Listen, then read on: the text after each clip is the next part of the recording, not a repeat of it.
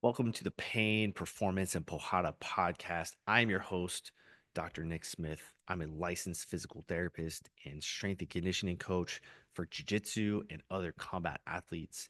Today, I want to tell you guys a little bit about my origin story, where I came from, how I came to start in physical therapy and coaching, and talk a little bit more about my journey bringing me up to today, wrapping up the end of 2024 as we're approaching 2025.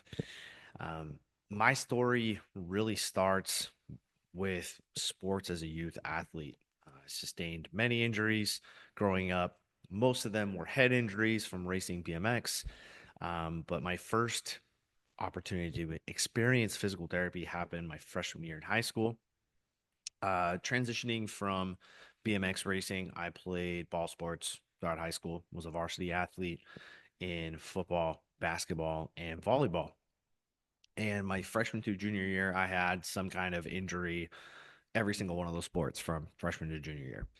And a couple of those, I ended up in physical therapy. And during that time, I had this deluded belief that, hey, this is going to be my way to be able to work with athletes, knowing that I was a very mid, as the kids are saying, very mid athlete. Probably my career was going to end after high school, not realizing that I was the only athlete in that physical therapy gym. There's nobody else there. Everybody else was at least 40 years older than me. You know, um, Geriatric population, post op. I was the youngest dude there. But for some reason, my brain was like, I want to bank and I want to put my entire life on this. I am going to become a physical therapist. I'm a freshman in high school. And I'm like, I want to be a PT. That was it. And along that same mindset, I, had other opportunities to go back to physical therapy for various injuries. Nothing was super serious at that time. Um, and then, come around junior year of high school, I got my opportunity to one, coach junior high basketball, and two, I was able to coach, or I started my first job as a physical therapist aide. And one of my high school friends that I played football with, their mom owned a physical therapy clinic that was right by my house. And in the beginning, it just started off as me being their little slave child, picking up hot packs, cold packs, giving people E-stem units. Um, and then eventually kind of developed in a little bit more of a serious role outside of just cleaning and grabbing stuff. And, I'd start to walk some people through exercises and be able to help them through that. And then, like I said, I coached junior high basketball at that time, and that was kind of my first stint of actually coaching. Youth athletes has always been something that I've really loved growing up as a youth athlete myself. Having some great and some not so great experiences. I have a tender spot for working with kids. I think they have a really cool opportunity and a lot of time. And I had great mentors growing up that put a lot of great influences on me. And it was important to, if I had an opportunity or an ability to interact with youth sports, to be one of those ones that was a light and not a bad one. um, as I continued to work as an aide, I worked at several different offices throughout undergrad. Right when I started undergrad at Cal State Northridge, I already knew that I wanted to do physical therapy. I was still on that train. So I was locked into doing lots of units. I think I never took less than 16 a semester. And on top of that, I was working at least 40 hours a week as an aide. So, really acquiring all the hours that I needed. I was laser focused on getting into PT school. So, it took me about, I think it was about 4.5 years to finish my bachelor's and to do all my prereqs in order to qualify to apply for PT school. And like I said, I had gone to Cal State Northridge. I had an opportunity to apply there for their PT school. It was about 25 minutes from my hometown. It's kind of a no brainer to apply to that program. My boss at the time was a graduate from there, and I really set my mind on going into that program and eventually being hired back at the office that I was working at, working as a physical therapist, living the dream, coast off into the sunset, not knowing that none of that shit actually happened at all. And my life has been crazy since then. Um, Once I had finished getting through undergrad, I had applied to PT school. I did not get into Cal State Northridge's program. I was gutted, absolutely gutted. I didn't get in to any of the schools I applied to except for one. At the time when I had enrolled, all the programs except for one were all in the fall semester. They were starting, August, September, whatever. And I remember applying to APU. I went to a small private Christian school in high school. So there were some friends of mine who ended up going to APU. I kind of knew about it. And I come to find out they actually had a really good PT program. So at the time, I had put all my cards, all my money, all in on CSUN. But I did apply for APU because had I not gotten into that program, hopefully I'd get an opportunity to at least, apply to this in the spring, and it would be a little later than I wanted, but it ended up working out. And so didn't get into CSUN or the other schools I applied to, and I got an interview. I'll never forget. I was traveling, went to Hawaii, and as soon as I landed, I had a voicemail from the school basically saying, "Hey, we liked your admission. We want to have you come in for an interview." And I was like, yes, I have been turned down by everybody at this point. Super stoked. Um, had my interview with a very near and dear person to me. We'll have a full podcast about her and how she's influenced me on my life. But she was the one who interviewed me. About a week later, found out that I had been admitted into this school and started probably the hardest 3 years of my life in terms of academia. Um, in high school, I had very high GPA, but high school was cake because basically, if you show up, participate, do your homework, and get even just like reasonable grades on your tests, you basically ace the class. It's not hard to do. College, a lot harder. Showing up is really just so you can study for the test. If you don't do tests well, you fail. So undergrad still did pretty well. Not the highest GPA because I was really focusing on school, but it was fine.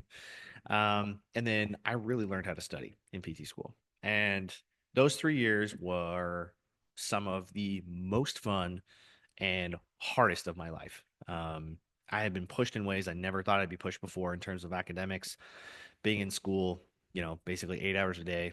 Don't really have time to do anything else. Sometimes you can sneak in some workouts, but eventually worked through that, got through PT school, graduated in with my doctorate of physical therapy in December of 2015. Crazy to say that now because I basically just crossed my 9 year anniversary from graduating PT school.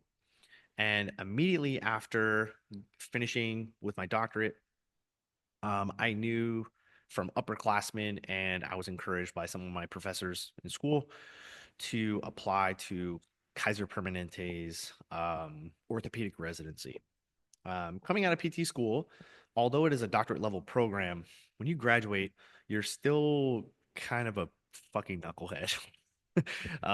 New grads are not, they don't really have a good understanding of PT, and I was not an exception to that. And the Kaiser program, the residency, was almost like a way of taking. It had been described to me as like basically if you were to go out on your own in physical therapy and train for 5 years on your own, doing some continual education, you would get about the same amount of experience as you would in that 1 year. So in that 1 year, I'm working at Kaiser 2 days a week, 2 10s, and then working at that outpatient clinic that I had worked at as an aide. I was hired back as a physical therapist, so part of my dream was being coming true. Um, so I was working basically like 50 hours a week, and on top of that, I had weekend classes almost every single weekend. Continual education, refining our skills.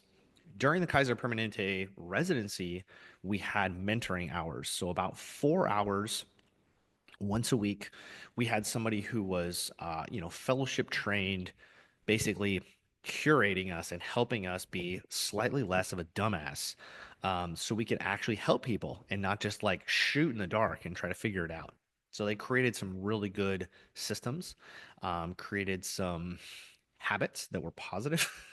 As opposed to just kind of figuring out, making a bunch of mistakes, they just kind of whooped our ass and told us, "Hey, do this instead." And that really sped things up. Um, After I was done with that residency, I had a lot more confidence to know that I could treat people. I could see like, hey, this stuff actually works, and like having an organizational system is good for my brain, and having that structure was super important.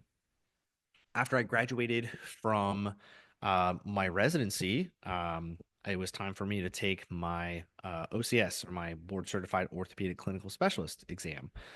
Um, Basically, if you take 5 years and you record all the time that you're, treating people, and you do all these other prerequisites, you can sit for this test. The residency allows you to bypass that and take it within the year. That was another big draw to me doing this program. So I took the test and I failed it. Go figure. Um, I was devastated. All my friends had passed the test, except for maybe like two that had gone into the residency with me from school. I was like, dude, you gotta be fucking kidding me. Really, really heartbroken. I really wanted to do well, and I really wanted to pass this test. I thought the letters after my name would give me some kind of validation. Come to find out, it didn't. Um, and yeah, so I had to retake it. So between or after that residency year, I had been hired on to be a full-time physical therapist at the office in which that I worked as an aide. At this time, I was like, hey, basically living the dream. Um, my boss and I had a really good relationship. I, worked with him for several years before getting into PT school. And so being able to go back and work there as an actual PT, I was like, this is great. In that office, didn't really see anything that was super great. Just run of the mill orthopedic uh, type of population, occasional athletes, mostly, post op, wear and tear type of stuff. Nothing super riveting. But at that time, that's what I was exposed to. I thought that was really all that was out there. The ideas of working with athletes seemed kind of like a pipe dream, other than just like a few people that come in. My original dream of starting was, hey, I get to work with athletes, realizing that that's not the reality of it at all. So about 6, 7 months into that year, I get a call from an old classmate of mine, and basically had an opportunity to work with a very high level motocross athlete. Growing up racing BMX, I've always watched motocross. I'm a big fan of the sport. Coincidentally, I was actually at the race as a spectator when this particular athlete crashed. So to have somebody call like, hey, this opportunity came up. Would you be willing to basically uproot your entire life to take on this job? Are you willing to do it? And I sat with it for a while. It was like, man, I thought I was living the dream working for this office, but I can't see myself getting another opportunity like this. So I put in my 2 weeks, and I moved from California to Orlando, Florida. And I lived with a professional motocross athlete for about 6 months, and I was exclusively his physical therapist.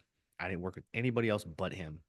Treated him multiple times a day, oversaw his strength conditioning program, went to the gym with him, worked out, went to the track, watched him ride, take care of everything.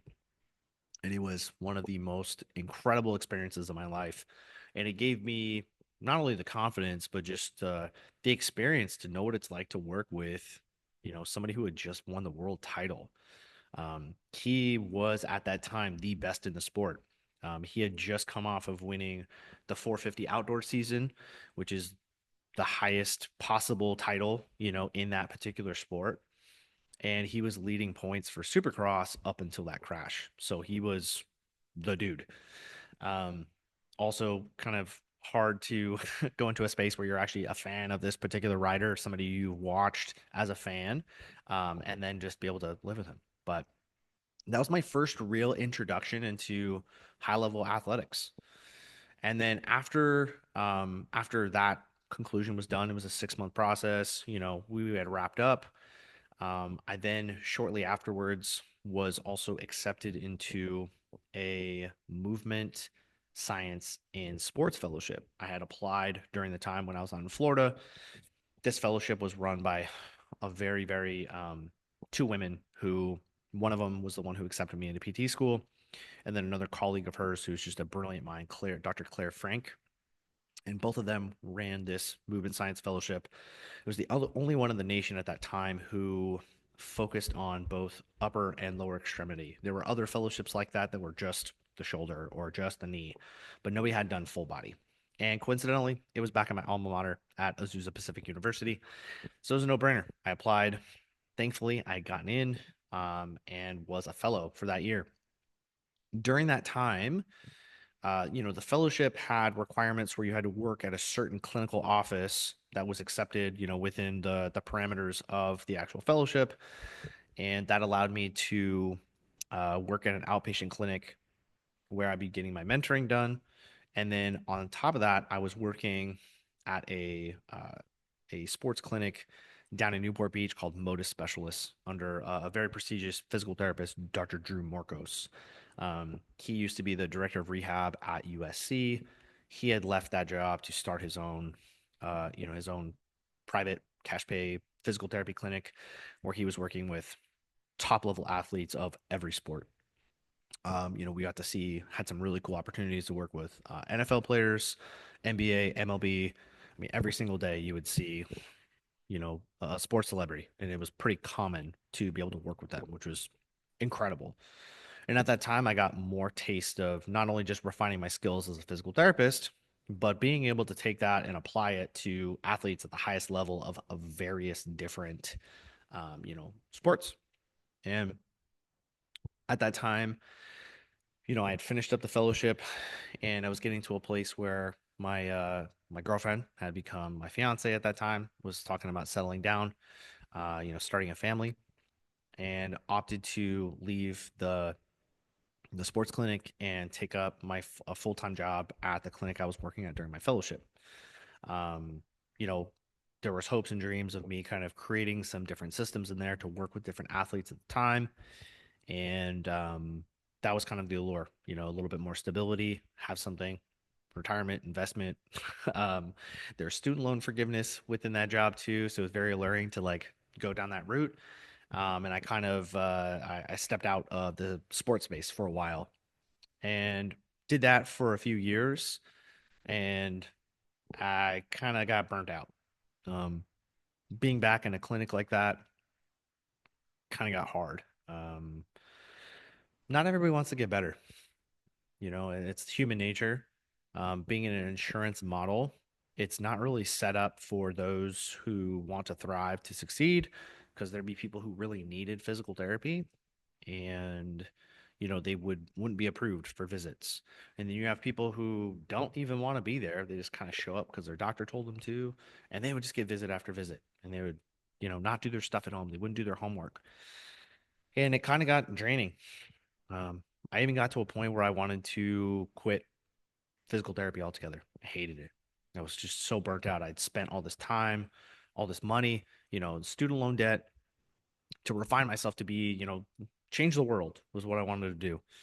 Um, and yeah, just burnt out. And thankfully, I had kind of been growing my social media presence at that time, posting videos. It started as a way of just documenting exercises for patients. So, there wasn't a lot of content that was out that was solid. So anything that I would give to my patients, I was like, hey, check out my Instagram. Here's some exercises so you can remember how to do them at home with different cues, all that stuff. And at that time, I had just started jujitsu. I had followed the sport for a long time. During my fellowship year, I had an opportunity to work the IBJJF Gi Worlds. And I told myself at the end of that, when fellowship's starting to wind down, I'm going to start doing jujitsu myself. And I started taking my teammates, as clients on the side, just to kind of work with them, do work with some athletes, kind of scratch that itch that I used to have working with athletes.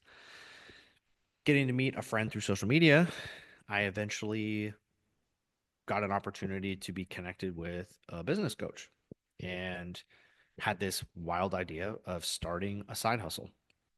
I wanted to buy a house. I needed to have an outlet to be a little bit more creative outside of what I was doing in the clinic, rushing around, seeing so many patients a day, and be able to work with people I really loved. I loved the sport so much. I got fully, immersed in it. And that allowed me to kind of scratch the itch, like I said. And I eventually started taking more and more athletes.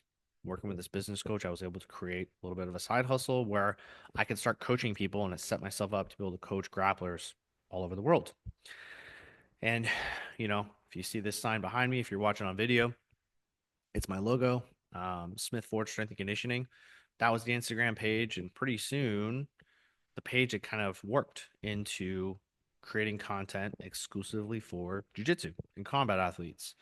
It was a sport I was in love with.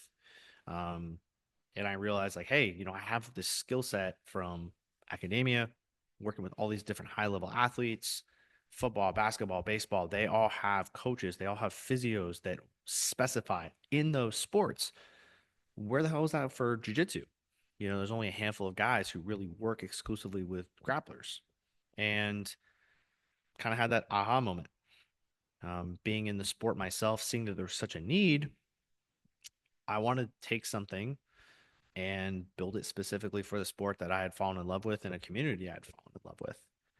And that's kind of where we ended up today. You know, um, During the time of transitioning out, my daughter was about to be born.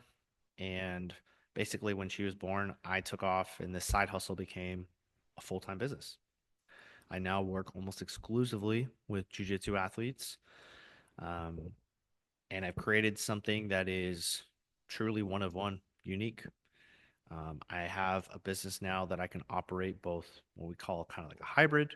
So I have in person space, so I can do some in person and also digital. And I also work with people fully digitally where they never have to see me. We go through their, other than, virtual.